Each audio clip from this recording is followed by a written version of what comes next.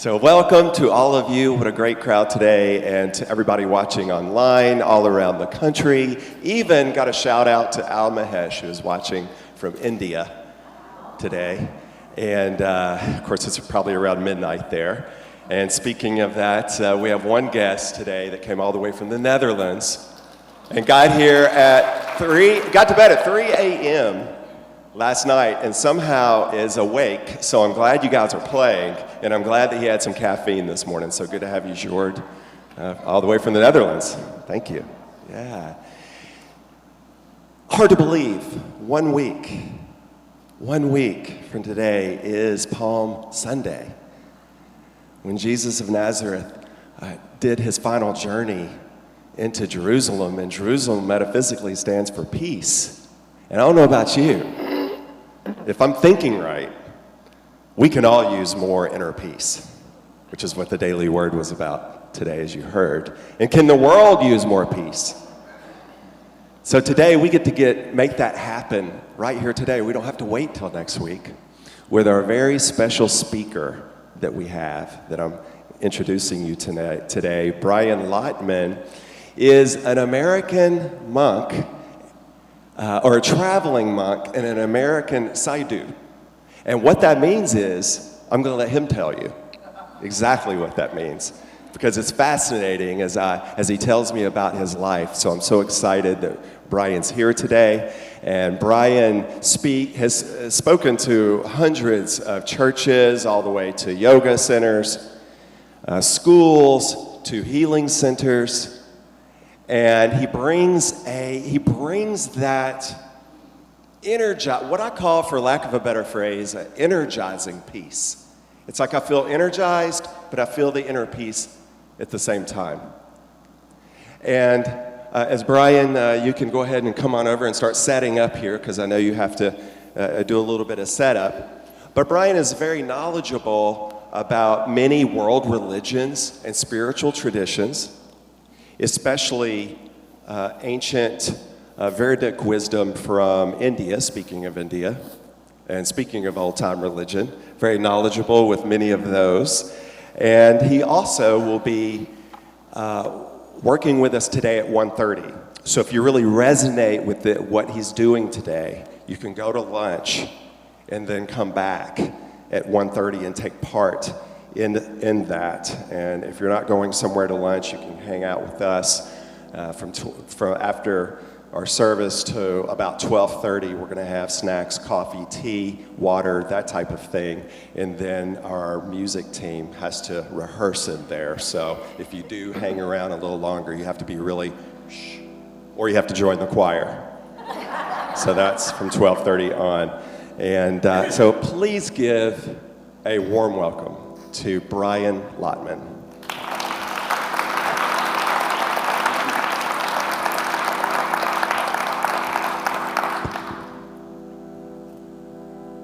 I wish that I had prepared an old-timey spiritual song, but I didn't bring one. So this may be a little bit more relaxed. So this one is called B'Shem Adonai, and it's a prayer of the Essenes. So they call it the ancient mystery school that Christ was a part of long ago. And they had this prayer, which I'll sing. It's actually in Aramaic, which is the language that they spoke back then. So it's the real thing. It's the real, very powerful song, very powerful mantra to help you attune to the archangels and Christ himself. So you can just listen and try to feel the presence, because the song is really designed to bring the archangels here and Christ here living in the room. So I'll sing it and then I'll translate it for you. And actually, you could sing a little bit at the end with me if you want. And the last line of it is Ve Ba Levi Yeshua. Ve Ba Levi Yeshua, which means in my heart Christ, or in my heart Jesus. So that's the one that we'll repeat and we'll sing together. It'll be at the end. So first you listen. Shem Adonai, mi ameni Mikael, umi smoli Gabriel, umi lifnai Uriel, umi akrai Raphael, ve'aroshi Shekinah, ve'ba levi Yeshua, ve'ba levi Yeshua, ve'ba levi Yeshua, ve'ba levi Yeshua, Shem Adonai, mi ameni Mikael, umi smoli Gabriel, umi lifnai Uriel, umi akrai Raphael, ve'aroshi Shekinah, ve'ba levi Yeshua, ve'ba levi Yeshua, ve'ba levi Yeshua, ve'ba levi Yeshua, ve'ba levi Yeshua, ve'ba levi Yeshua, ve'ba levi Yeshua, ve'ba levi Yeshua, ve'ba levi Yeshua, ve'ba levi Yeshua, ve'ba levi Yeshua, ve'ba levi Yeshua, ve'ba levi Yeshua.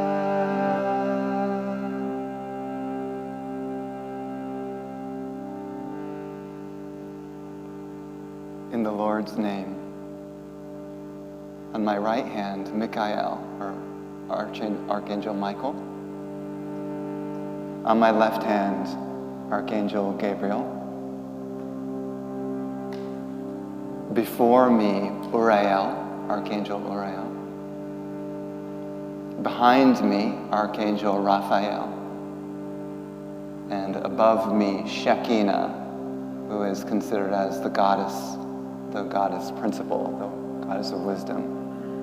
And in my heart, Yeshua, Veba Levi Yeshua.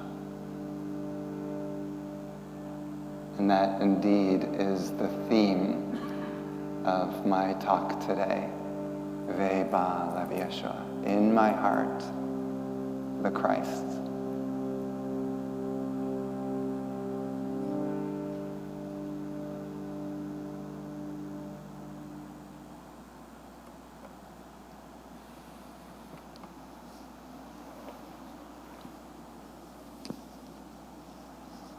So, hello and welcome.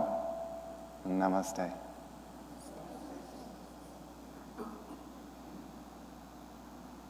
My name is Brian, and I am a wandering monk, traveling monk. I have been traveling now for years.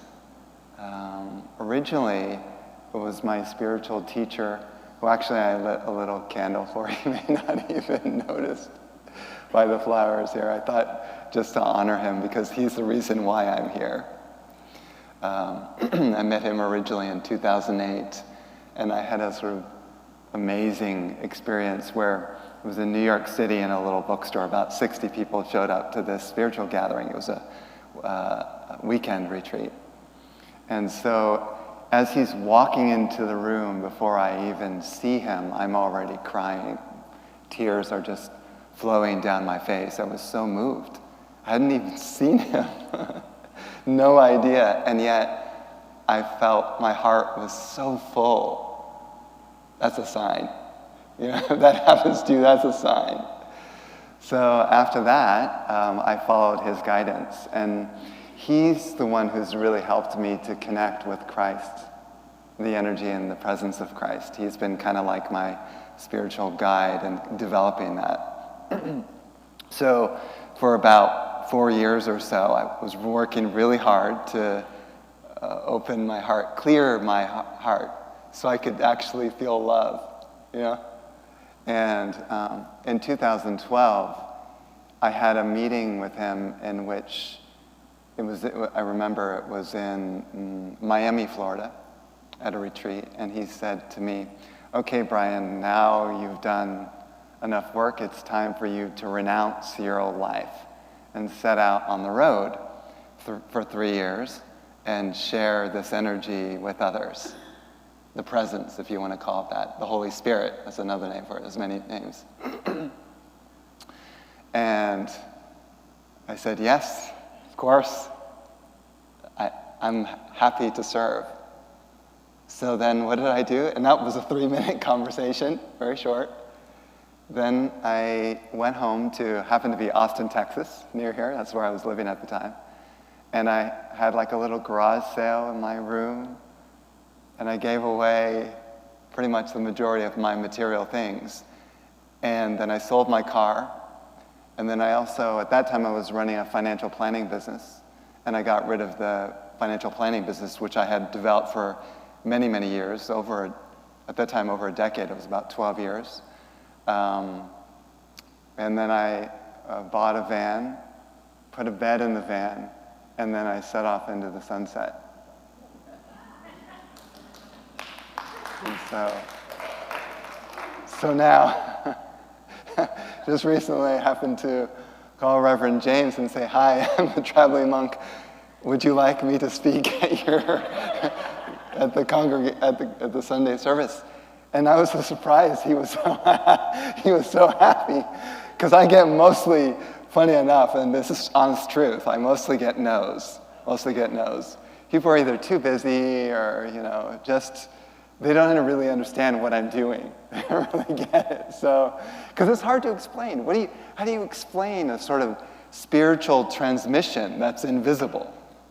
People are so used to talking about the Holy Spirit, but to actually present an energy to fill the room where each person can attune and align and feel the presence deeply within. That is a more rare thing, and most people do not understand that. And really, there's only one reason for that. It's because humans, at least on this planet, have not really practiced connecting and feeling spiritual energy. This is a sort of different realm. And in order to connect in order to really plug in, you have to do work on yourself. You have to develop your Christ qualities. So there's an interesting thing. Reverend James was talking about the crucifixion of Christ and then the resurrection. So after the resurrection, after he sort of comes back into the body and he starts traveling about for decades, he went all around the world, and he had now a sort of translucent body. And the energy was so powerful. And literally, people don't know this, but he didn't travel just around the Palestine area, but the whole earth. He traveled about, people saw him in all kinds of crazy places. And, Africa, in Native America, everywhere. And so, do you know what his 2 major teachings were for people? Just 2. One, what Luis was saying, prayer. Teaching people how to pray. And number 2, fasting. Fasting. 2 things, so simple. So, being a monk or having renounced the world, so to speak, means simply sort of renouncing the normal sort of material things that people participate in. There's all kinds of things I could say about that, but the point being is fasting is like becoming a monk. Today, I'm going to turn off my cell phone for 24 hours, and I'm not going to answer any calls or texts. That's fasting. One time I thought that I should just throw my cell phone into a river and say, forget it.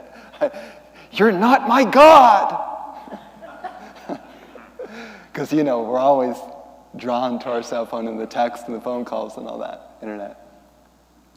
So that's fasting. So he would sit with his disciples all around the world, and he would fast with them. So the obvious example of fasting would be not eating.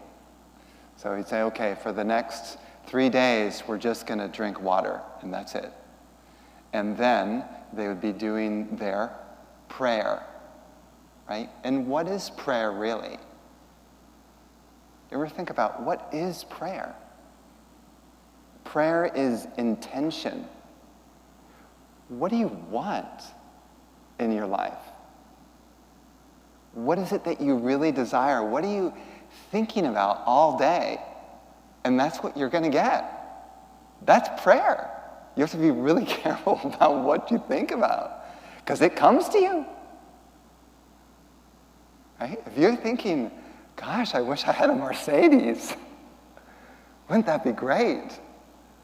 That Mercedes will come to you in this lifetime or the next.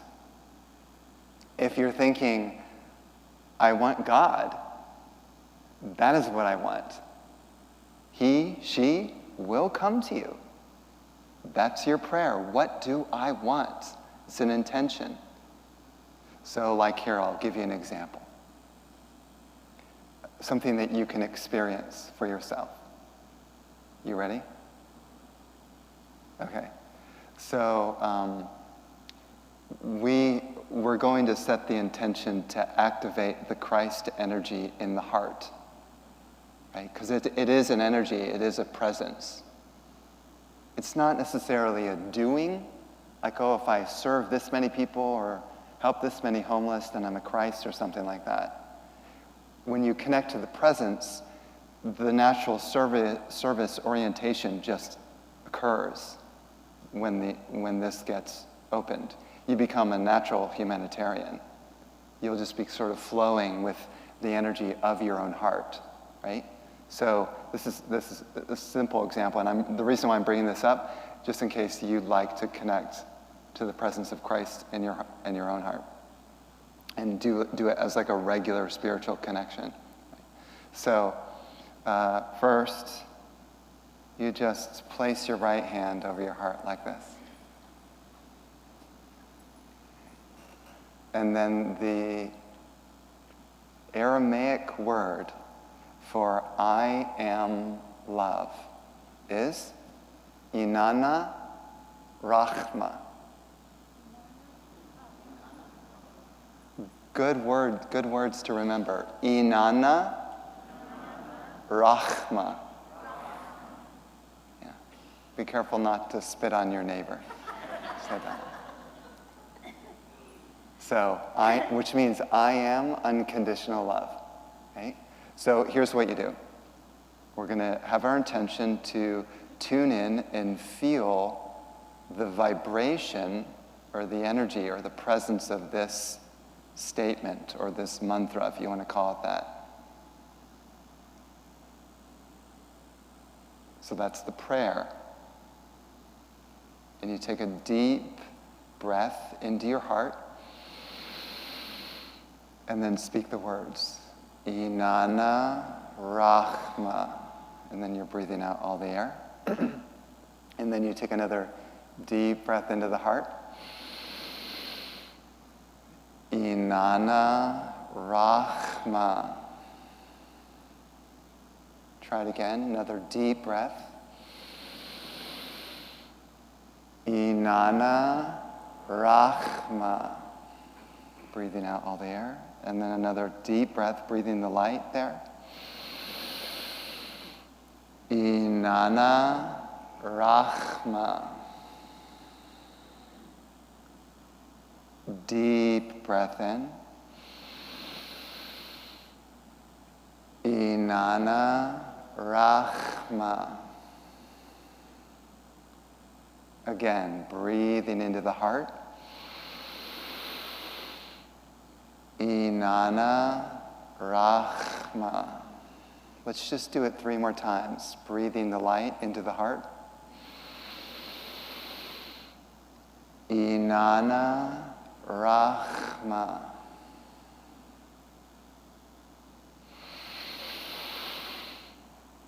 Inanna Inanna Rachma.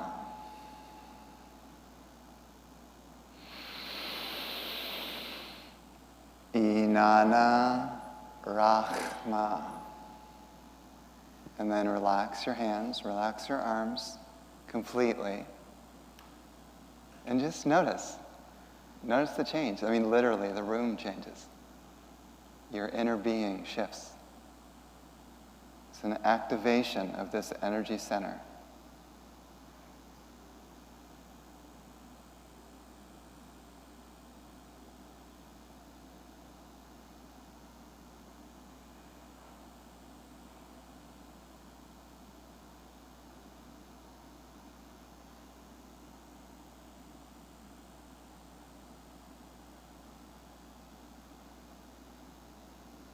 Someone was talking to me today about dead air. That was dead air.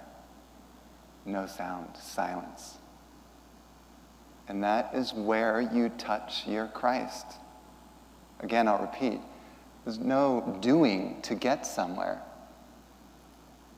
You have to activate it within. And this is an energetic practice specifically to light your fire, for the love to arise so powerfully that it kind of like meditates you. So you kind of walk around, just sort of, I don't want to fall off the stage, but you kind of walk around and you're in this love bubble. You're wearing love goggles, and everywhere you look, you just see love. This is what I mean by the energy. It's an activation. You just experienced an initiation into the Christ tradition. Energetically, it's a mystical path. Mystic means mysterious. You can't understand it, but you can touch it. You can make it come to life. Many people are missing the energetic component of their spiritual path.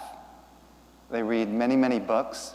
There's this great book I found in the red house over there. I'm staying in that house. You know that house, right? I found this great book. It was called Meditation for Dummies. I said, wow, I need this. So I started reading it, and this guy, Stefan, he's a really good writer. He does a really good job. Meditation for Dummies. I recommend it, really. It's really good. But see, I could read that book from a highly qualified meditator 100 times and still not connect to the inner Christ, because I'm missing the mystical, the magical, the grace, right?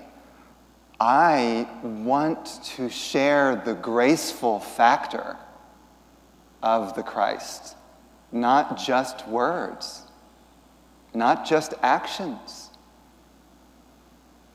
So one could say that when I'm speaking, it's not about giving you more information, like trying to explain spirituality. I mean, like I said, many people have read spiritual books already. They know all about this. But have you felt? Are you directly experiencing the presence in your own heart? What's your real life experience? You know how you know when the heart's really been activated? When the presence is so powerful here that even if someone is yelling at you and mean to you, your heart is just embracing them and uplifting them and reaching out to them. And there's this sort of compassionate sort of, gosh, I hope that they're going to be okay. Not, oh, I'm ready for a fight, which is normally we become really defensive. Even if you don't go into this pose, your heart kind of goes into this pose in a way. It kind of hardens and shuts down and says, oh, I've got to defend myself from this person who's attacking me, right? Where the open heart, the activated heart, is totally embracing them. And in a way, kind of like an open prayer, like the heart's always praying invisibly. And that transforms people, Your energy, what you are kind of what you become an embodiment of when you're navigating through life and interacting with people. They will feel it, even if it's just subconscious. They'll catch on to your energy and your vibration. And you, just being yourself, will change people from the depths of their own being, and they don't even know that it's happening. That's what I mean by presence.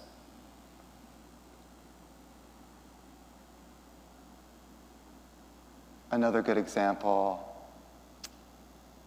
you sit by the deck, like I was out by the, looking out of the deck from the red house. It's my favorite house now. And I look out, and then I see the two rabbits chasing each other. There. And I thought it was the cutest thing. You ever seen two rabbits chasing each other? It's really cute. And I thought, oh, wow, I'm following them. And then suddenly this one rabbit comes up, and he just comes up right to the deck, and he looks me right in the eye. Like this. And I thought, wow. And I'm meditating and communing with the rabbit. And then I'm saying, everything is God. This is God. The rabbit's God. And just for, a minute or two, we were just facing each other. Then suddenly the rabbit goes underneath the deck. I thought I should tell Reverend James he might have a couple of rabbits living under that deck. He didn't know already. So I was sitting there, and doing some of my meditations and chants, and then a squirrel comes, and then the squirrel hops into one of the plants, and then squirrel hops into another plant, and then he goes up and he looks right into the window, and he's looking at me for like a minute or two. I thought, wow, this is God. This is God. And then it started to expand, right? Then I started to feel it in the air, in the trees, all through the house, in the sky, in the planet. And suddenly I was so wide, huge, right? Just with an interaction with a squirrel and a rabbit. And that's where you kind of get to the next step, even beyond love, which is oneness, where you know yourself to be the one and the only one. There is only one. A merger with all that is oneness. It's what unity is. And that's actually what Christ was trying to teach. So what I consider as the real Christ is the mystical Christ, which is within you and all of creation. So this question of, did Christ die for our sins? Maybe one could look at it like that. But maybe question a little bit deeper. Who died? Who was born and who died? Can you die? Can you be born? Is there even such a thing? Or is the soul eternal and infinite and never dies and is never born? The reason why I'm mentioning this is because he was trying to help people to overcome death, specifically the fear of death, that you don't die. Body may because the body is made of food, right? Everyone knows this, right? The body is made of food. The earth, eat a carrot, we become a person. So if the body just, kind of crumbles into the earth and goes back to being food again, where are you? See, we kind of like misperceive. We look in the mirror and say, that's me, but it's just a food body, it's not me. So it's interesting, because I always thought the most profound teaching he said was to the Pharisees and the Sadducees when they were in the temple, and he says, before Abraham was, I am. The most profound teaching, I am, which is you, and there is only you. I am. So he had a mantra too. I am the life and the resurrection and the life. I am the life and the resurrection. He repeated his mantra. Do you know that also Christ went to India? He went to India to visit all these great sages to get initiated into these high practices, spiritual practices. Many people don't know that. And then he brings the ancient teachings of India to the Palestine area to share with people. I mention it because Swami Purna, my teacher, comes from India, and I've been to India many times. Actually, the word is sadhu. Sadhu means spiritual seeker, one who has dedicated themselves to finding God or finding the Lord. Not just in some body, but everywhere. One could say it's the cosmic Christ. The cosmic Christ. I am. See, so it's a whole other level of teachings regarding the Christ. And this afternoon at 1:30, I'll be holding a gathering called a satsang. This is what he did way back then, 24 AD or whatever. He went out and sat with people and talked about spirituality. That's a satsang. Sat in Sanskrit means truth, and sang means gathering.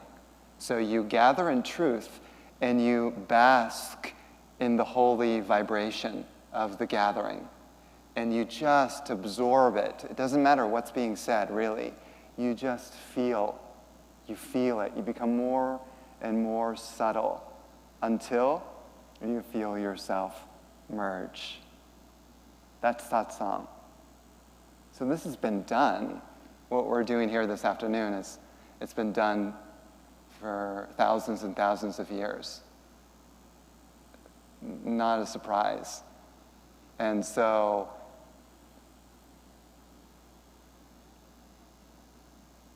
I wanted to play actually another mantra or another song for you. And before I do that, I just want to explain why these mantras are so important, because this is kind of like a crucial part of the teachings that I'm trying to share, just in case. And remember I said the words Veba Levi Yeshua and Inanna Rachma. So now you've been kind of exposed to the energy of those words, and then you can now say them and invoke something deeper inside you.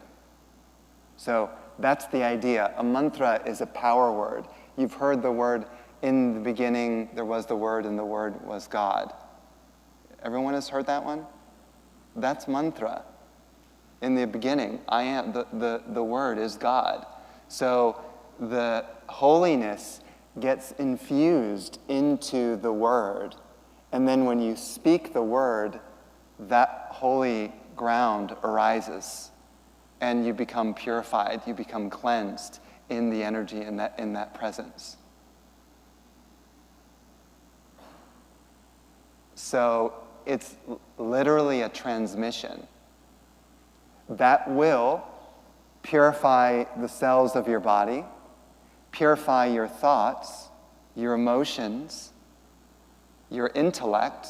You'll start to think more clearly. I mean, there's so many benefits to feeling that vibration of the mantra, and it's so easy to do.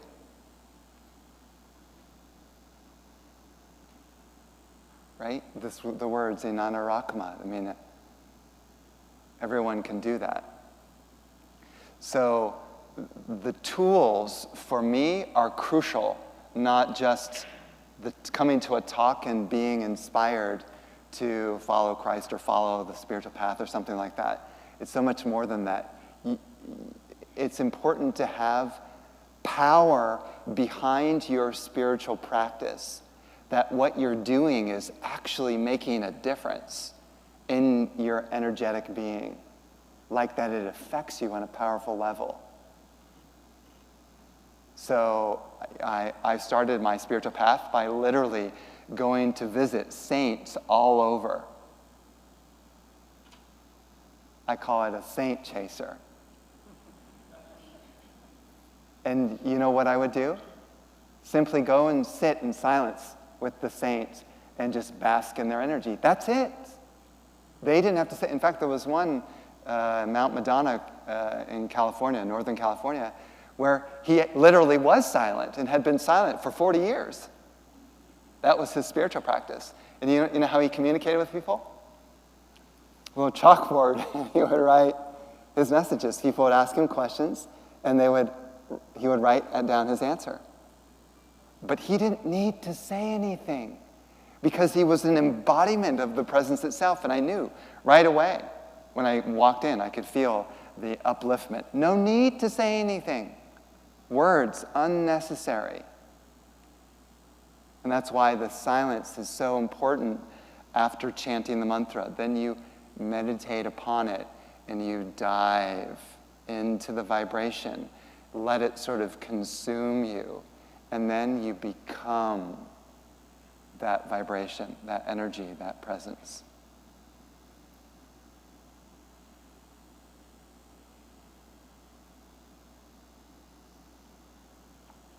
Do you know the name one of the names they used for God during the time of Christ? Maybe they use Yahweh, but one of them is Allah. Allah was like a very significant word for divinity or God. So I thought I would introduce that word to you in case you like it, because it's nice to get the actual words that they used back then during the Christ period, right? Don't you want to just go to the source where it comes from? So that one's Allah is infused with the Holy Spirit. And you can just chant it. I might go out by the pond over there one day and just chant Allah to the ducks. Because also if you chant the mantra to others, you'll affect their consciousness as well. One of the reasons why we're doing doing this here is so that the space can be blessed. So you can just chant a little bit, and this will be sort of the concluding part of my talk. So Allah, A-L-A-H-A. So you can chant with me as you get it.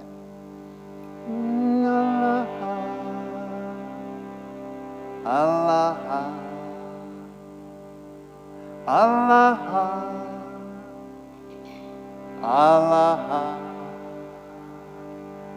Allah,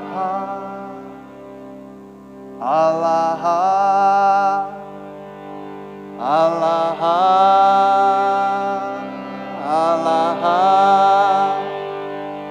Allah,